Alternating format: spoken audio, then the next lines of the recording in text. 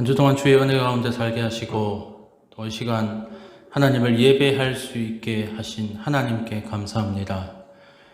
여호와께 감사하라. 그는 선하시며 그 인자하심이 영원함이로다. 주님은 전염병과 여러 가지 혼란스러운 상황 가운데서도 우리 믿음의 자녀들을 불꽃 같은 눈으로 늘 지키시고 또한 보호하시고 또한 하나님께 예배할 수 있는 귀한 예배자로 우리를 세우신 줄 믿습니다. 말로나 행동이나 모든 부분에 있어서 하나님 앞에 너무나도 바르지 못한 모습들이었습니다. 주님 예수 그리스도께서 흘리신 그 보혈로 말미암아 우리가 깨끗함을 받고 또한 주님의 보혈로 말미암아 우리가 모든 죄가 씻음 받게 될 줄 믿습니다. 주님께서 흘리신 그 십자가 보혈이 정말 우리를 새롭게 하고 우리가 새 피조물로서 정말 주님이 원하시는 자녀로 백성으로 이 시간 세움 받게 될 줄 믿습니다. 주님 아버지 우리 모두를 기억하여 주시고 하나님께서 정말 기뻐하시는 거룩한 자녀로 우리가 세움 받게 하여 주시옵소서. 주님 우리가 예배를 위하여서 또한 보이게 또한 보이지 않게 섬기는 손길들이 너무나도 많습니다.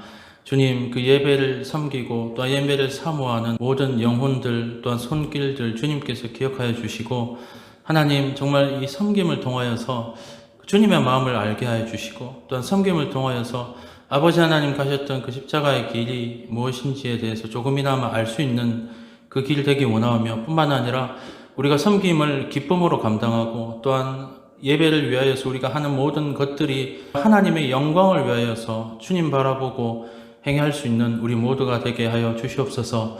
우리의 믿음이 어린아이의 믿음이 아니라 정말 그리스도의 장성한 분량에 이르기까지 자라는 정말 성숙하고 주님이 원하시고 기뻐하시는 그 자리까지 우리가 성장해 갈 수 있도록 우리 모두를 인도하여 주시옵소서. 아버지 하나님 이 시간 또 주님께 아름다운 찬양을 올려드리기 위해서 성가대가 또 찬양을 준비하였습니다. 주님이 찬양을 주님 기뻐 받으실 줄 믿습니다. 또한 준비하고 또한 모든 한 수고의 손길들 주님 기억하여 주시고 이 찬양을 통하여서 울려지는 이 시간이 정말 아름다운 주님이 임재하시는 귀한 찬양의 시간, 예배의 시간이 되기 원합니다.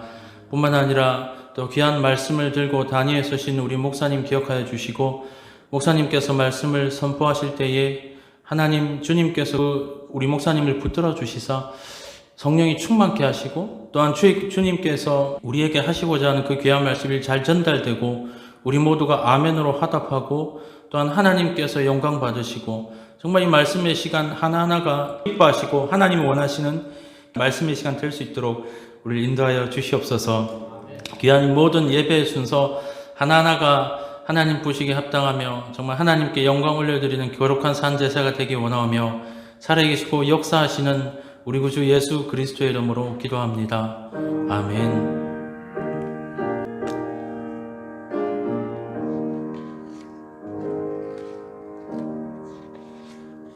아멘.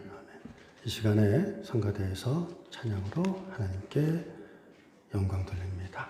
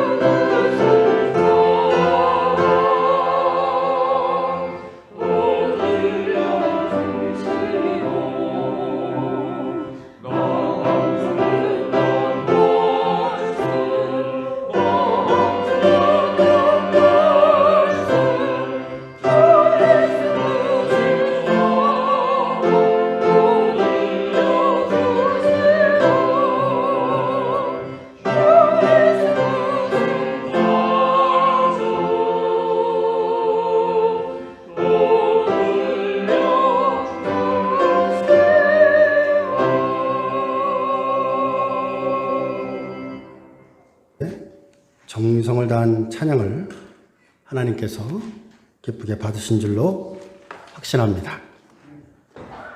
이 시간 우리에게 주시는 하나님 말씀 보도록 하겠습니다. 사무엘하 9장입니다. 하나님의 은혜가 이 시간 여러분들이 함께 하시기를 주의 이름으로 축원드립니다. 잘 오셨습니다. 이렇게 오신 것만으로도 하나님의 큰 은혜가 여러분들에게 있을 줄로 믿습니다. 제가 요즘에 신방을 가거나 혹은 어딜 가보면 마스크를 쓰고 일하시는 분들을 볼 수 있습니다. 여러분들도 마스크를 이렇게 쓰셨죠? 또 쓰십시오. 예배 중에는 마스크를 쓰기를 권면드립니다. 여러분들도 느끼시겠습니다만 마스크를 쓰고 있는다는 게 참 쉬운 일이 아닙니다. 그죠? 땀도 차고 쉽지 않습니다. 거기다 또 고무장갑까지 끼고 이렇게 하면 이게 참 힘들죠. 그렇게 최선을 다하여 삶의 경주를 하는 여러분들을 주의 이름으로 축복합니다. 뿐만 아니라 플라스틱으로 된 옷을 입고 또 플라스틱 고글을 쓰고 또 일을 하셔야 되는 그런 의료진들도 계십니다. 그런 분들을 보면 참 존경스럽고 또 고맙습니다. 하나님의 은혜가 특별히 코로나19로 최선을 다하고 어찌 보면 자신의 생명을 위험을 무릅쓰고서도 최선을 다하는 의료 종사자 여러분 모두를 주의 이름으로 축복합니다. 하나님의 은혜가 그분들에게도 함께 하시기를 축복합니다. 가정의 이야기로 시작하겠습니다. 아빠와 엄마가 있었고 7살 난 아들과 5살짜리 딸 아이가 있는 아주 아름다운 가정이 있었습니다. 어느 날 아빠가 엄마와 또 아들과 딸을 데리고 캠핑을 갔습니다.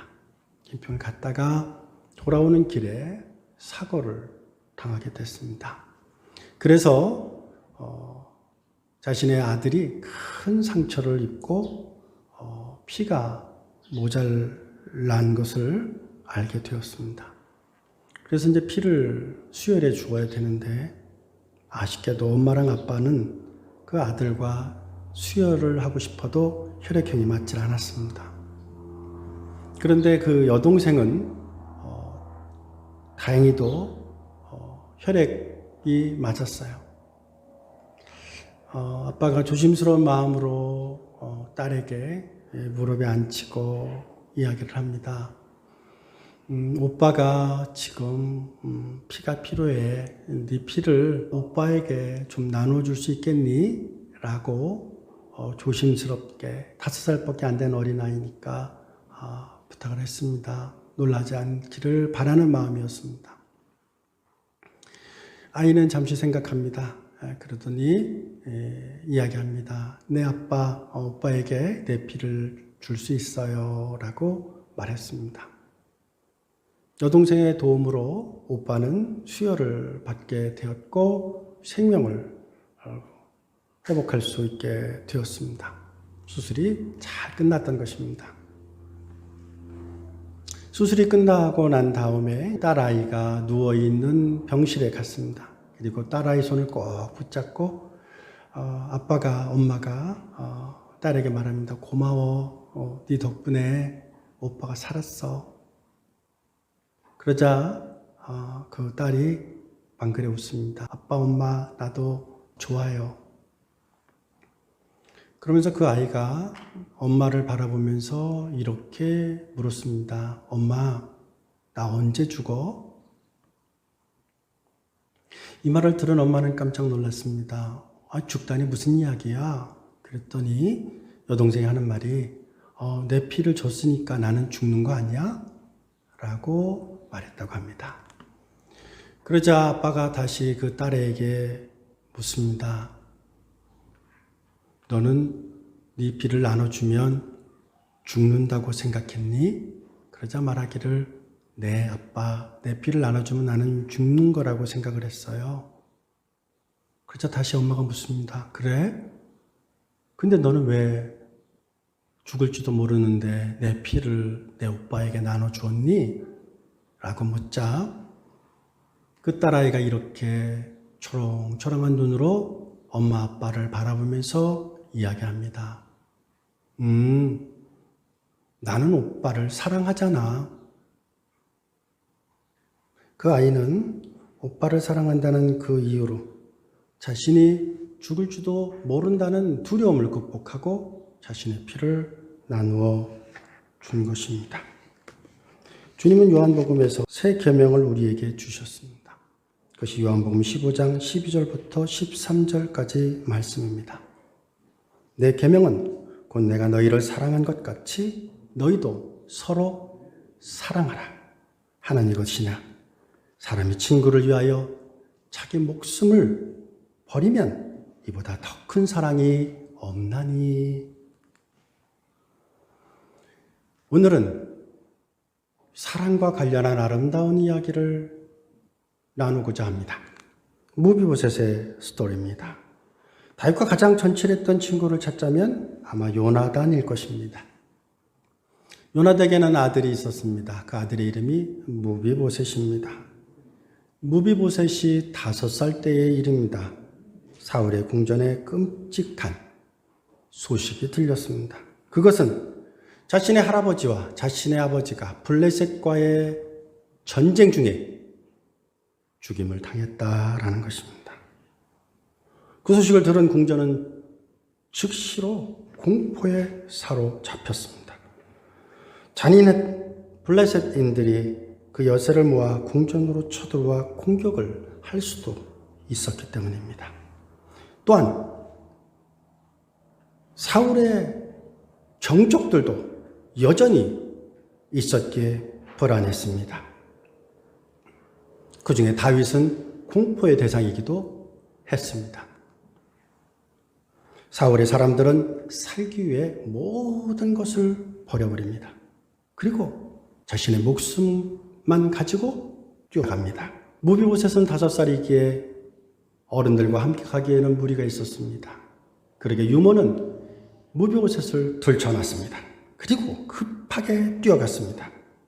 그것이 사무엘하 4장의 스토리입니다. 그러다 그가 그만 아이를 실수로 놓쳐버립니다.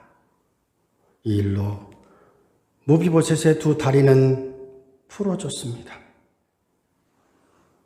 하인들은 2 다리가 부러진 무비보셋을 안고 광야로 계곡으로 도망쳤습니다. 그리고 도착한 곳이 로드발입니다.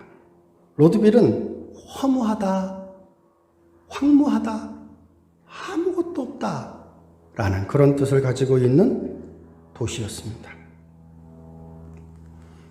빠르게 치료를 했다면 무비보셋은 2 다리를 회복할 수 있었을지도 모르지만 도망자의 신세였기에 치료를 제때 받을 수가 없었습니다. 그는 2 발을 절름거리며 자라나게 되었습니다. 그 당시 무비보셋에게 있어서의 아픔은 다리를 절룩거리는 것이 아니었어요. 사람들의 무시였습니다. 사람들의 조롱이었습니다. 그 당시에는 발을 쓰지 못하게 된 자들을 향해서 하나님께 저주받은 자라는 그러한 생각들로 가득해 있었기 때문입니다. 그것이 더 마음이 아팠던 것입니다. 무비보셋, 만약에 그의 할아버지가 죽지 않았다면, 그의 아버지 요나단이 죽지 않았다면 그는 아버지를 뒤이어서 이스라엘의 왕이 될 수 있었던 자이었습니다. 그런 그가 어느 날 송두리째 모든 것을 잃어버렸습니다. 이 모든 것이 순식간에 일어난 일이었습니다. 할아버지와 아버지의 죽음은 전혀 예상한 일이 아니었습니다. 자신이 2 발을 못 쓰게 된 것 역시 자신의 책임은 아니었습니다. 그런데도 불구하고 그는 희생자였고 도망자였습니다. 그는 로드빌에서 살면서 아마 이런 생각을 했을지도 모릅니다. 만약 다윗만 아니었다면, 다윗 왕만 아니었다면 내가 이런 광야에서 살지 않아도 되었을지도 모르는데 다윗만 아니었다면 내가 왕이 되었을지도 모를 텐데. 그는 자신의 모든 불행의 원인을 다윗에게 찾았습니다. 그리고 자신에 대하여 험악하고 비열하고 무정한 세상은 곧 다윗의 얼굴이 투영된 것이었습니다. 그렇게 세월은 하염없이 흘러서 성인이 되었습니다. 무비보셋의 이름의 뜻은 지독한 치욕이라는 뜻을 가지고 있습니다. 무비보셋을 부를 때마다 지독한 치욕이요 라고 부르는 거예요. 참 얼마나 마음이 아프겠어요. 얼마나 마음이 아프겠어요. 어찌 보면 그의 삶은 지독한 치욕 그 자체였는지도 모릅니다. 조정래가 쓴 천년의 질문이라는 소설에 보면 이런 문구가 있습니다. 어느 곳에 처하나 허투루 지나가는 인생살이는 없다. 어느 곳에 있어도 허투루 지나가는 인생은 없다라는 것이 조정래 소설가의 고백입니다. 그럴까요? 어느 날 무비보셋에게 낯선 사람들이 찾아옵니다. 노크합니다. 자신의 문을 노크합니다. 자신의 집의 문을 노크합니다. 그리고 말합니다. 다윗 왕이 너를 찾는다. 여러분, 다윗 왕이 자신을 찾는다는 소식을 들은 무비보셋의 마음이 어땠을까요? 좋았을까요? 즐거웠을까요? 드디어 다윗 왕이 나를 찾아서 나를 높이려고 하는구나 라고 생각했을까요? 아니에요. 나는 이제 죽었구나라고 그는 생각했을 것입니다. 어찌 보면 할아버지를 생각했을지 모릅니다. 할아버지 사울이 다윗을 죽이려고 했었던 이야기를 듣고 알고 있었기에 이제 다윗이 사울 할아버지의 손자인 나를 불러서 죽이려고 하는구나 라고 생각했을지도 모릅니다. 그는 예전에는 왕족이었습니다. 왕의 자녀였습니다. 그런데 그 왕의 자녀라는 표식이 오히려 좋은 글씨였던 것입니다. 그는 다윗 앞에 섰을 때 두려움으로 섰습니다. 누가 불렀나요? 다윗이 불렀습니다. 그리고 그는 다윗 앞에 선 것입니다. 호주에 있는 중앙 오스트리아라는 곳에 사막이 있는데 이 사막은 20년에 한 번꼴로만 비가 온다고 합니다. 근데 그곳에 비만 오면 펠리칸이 날아온대요. 허다한 펠리칸들이 날아오는데 펠리칸의 수명은 15년에서 25년 사이라서 아마 평생 한 번 정도 와볼 수 있었다면 왔던 그런 곳이에요. 근데 과학자들조차도 도대체 펠리칸이 어떻게 그곳에 물이 있는지 알고 오는지 모르겠다는 거예요. 그런데 비만 오면 펠리칸들이 모여든다고 합니다. 여러분, 물이 있는 곳에 물고기가 모여들듯이, 물이 있는 곳에 새들이 모여들듯이 은혜가 있는 곳에 하나님의 백성들이 모일 줄로 믿습니다. 이제 다윗이 무비보셋을 부르자 그가 앞에 섰습니다. 그는 두려웠습니다. 무서웠습니다. 그런 무비보셋을 향해서 다윗은 부드럽게 이야기합니다. 부릅니다. 상냥했습니다. 그것이 사무엘하 9장 6절부터 7절까지의 이야기입니다. 무비보셋, 걱정하지 마, 두려워하지 마 라는 이야기였습니다. 물이 있는 곳에 물고기가 모이고 물고기가 있는 곳에 새들이 모였던 것처럼 이제 은혜가 있는 그곳에 무비보셋이 온 것이에요. 그리고 다윗은 그 은혜가 필요한 무비보셋을 향해서 한량없는 은혜를 베풀어주고 있는 것을 보여줍니다. 무비보셋은 두려움으로 다윗 앞에 서 있었습니다. 그가 서 있음으로 말미암아 나는 이제 죽었다라고 생각했는데 그것은 자신이 잘못 알았던 것입니다. 그는 죽기 위해서 다윗 앞에 선 것이 아니라 사랑받기 위해서 다윗 앞에 선 것이에요. 여러분, 우리도 하나님 앞에 서게 될 때, 코람데오 할 때 아마 우린 두려울 거예요. 무서울 거예요. 하나님께서 나를 부르신 이유가 뭘까? 혹시 나에게 벌을 주시려고 하는 것은 아닐까? 여러분, 우리가 하나님 앞에 서게 되면 우리의 과거가 주마등처럼 지나갈 것입니다. 좋은 것들도 지나갈 것입니다. 하나님께 영광 돌리는 그런 모습들도 지나갈 것입니다. 그러나 어찌 보면 하나님께 범죄했던 그런 생각들이 아마 스치고 지나가게 됨으로 말미암아 하나님 앞에 서게 됐을 때 어느 누구도 없이 우리 모두는 두려움으로 하나님 앞에 서게 될 것입니다. 그때 하나님께서 우리에게 무엇이라고 말씀하실까요? 우광아, 무서워하지 마라. 우광아, 두려워하지 마라. 마치 다윗이 무비보셋을 향해서 무비보셋아, 두려워하지 말라라고 말씀하신 그 음성이 여러분들이 하나님으로부터 듣는 음성이 될 줄로 믿으시는 여러분 되실 수 있기를 바랍니다. 여러분, 다윗이 왕이 되자, 그가 안정되자 그가 가장 먼저 한 일은 자신의 정적을 찾아 죽이려고 한 것이 아니었어요. 그가 무비보셋을 부른 이유는 무비보셋을 불러서 사랑하기 위해서였습니다. 하나님께서 여러분들을 부르신 것은 여러분들을 심판하기 위해 부른 것이 아니라 여러분들을 사랑하고 여러분을 복주고 여러분에게 은혜를 베풀기 위해서 하나님께서 여러분들을 부르셨다는 사실을 기억하시는 사우스베이 선교교회 성도님들 다 되실 수 있기를 바랍니다. 다윗은 하나님의 은혜가 충만할 때 사랑으로 충만했어요. 여러분, 우리에게도 하나님의 은혜가 충만할 때 사랑으로 충만한 사람이 될 줄로 믿습니다.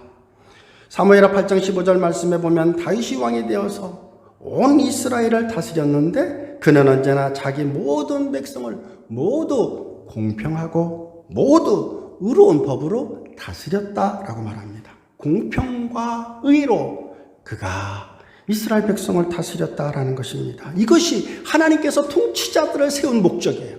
통치자들은 하나님께서 주시는 그 은혜로 말미암아 모든 백성을 공평하고 모든 백성을 의롭게 섬겨야 됩니다.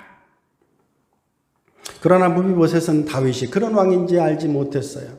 오히려 무비보셋은 다윗이 할아버지 사울처럼 편집증이 강하고 미워하면 그를 가만두지 않고 끝까지 찾아가 복수를 하고 그런 자이라고 생각을 했을지도 모릅니다. 그런 것으로 가득했기에 그는 다윗이 불렀을 때 두려웠을 것입니다. 왜냐하면 무비보셋은 다윗이 어떤 사람인지 알지 못했기 때문입니다. 여러분, 우리가 하나님이 어떤 분인지 알지 못한다면 우리 역시도 하나님에 대하여 두렵고 하나님에 대하여 무섭고 하나님 앞에 서는 것에 대해서 주저할지 몰라요. 여러분, 하나님은 사랑이 많으신 하나님이요 긍휼하신 하나님이요 하나님은 우리를 위하여 자신의 독생자 예수 그리스도마저도 우리를 위해 아낌없이 주신 분이라는 사실을 기억하시는 여러분들 되실 수 있기를 주의 이름으로 축원드립니다. 또한 무비보셋은 다윗과 자신의 아버지 요나단과의 사이를 몰라요. 다윗과 요나단은 서로 사랑했어요. 여러분, 남자들 간의 브로맨스는 정말로 아름답습니다. 정말로 아름다워요. 그들은 사무엘하 20장 14절부터 15절까지 말씀에 보면 내가 너를 사랑하고 네가 나를 사랑하는데 내가 네 자식들을 끝까지 사랑할 것이다. 너도 내 자녀들을 끝까지 사랑해 주겠니? 라고 하고 사랑한 사이예요. 약속한 사이예요. 다짐한 사이예요. 그러면서 사무엘상 20장 42절 말씀에 보면 하나님의 이름을 걸고 맹세하노니 주님께서 우리의 증인이 되실 것인데 나와 자네 사이에 자손 대대로 서로 사랑하며 사는 것에 증인이 될 것이라고 이야기합니다. 다윗이 무비보셋을 부른 것은 바로 그것 때문이에요. 다른 게 아니에요. 자신이 하나님 앞에서 약속한 그 약속을 지키기 위해서 불렀어요. 여러분, 하나님께서도 우리에게 말씀으로 우리에게 약속하셨어요. 주의 이름을 부르는 자는 모두 구원을 얻을 것이라고 말씀하셨어요. 그러므로 주님께 간구하고 주님을 부름으로 말미암아 모든 어려움에서 구원받으실 수 있는 사우스베이 선교교회 성도님들 다 되실 수 있기를 바랍니다. 다윗은 사랑하는 자로 등장합니다. 그는 공평과 의로움으로 통치했습니다. 그리고 이 모든 것을 완전하게 하는 것, 그것을 바로 헤세드, 사랑이라고 번역하고 있습니다. 이 사랑, 헤세드는 부모와 자식 간의 사랑이요, 연인과 친구로서의 사랑을 특징으로 합니다. 서로에 아낌없이 주는 것입니다. 그 단어는 영원하고 믿음직스럽고 변함없고 한결같습니다. 성경에서 헤세드는, 사랑은 종종 하나님의 사랑이라고 할 때 헤세드라는 단어를 쓰기도 합니다. 혹은 부모님이 자식을 사랑할 때도 헤세드라는 단어를 사용하기도 합니다. 이 헤세드, 사랑이라는 단어는 환경이나 호르몬이나 감정 상태나 개인의 편익에 구애받지 않아요. 그것이 헤세드 사랑입니다. 하나님이 세상을 이처럼 사랑하사 할 때 그 사랑이 바로 헤세드의 사랑입니다.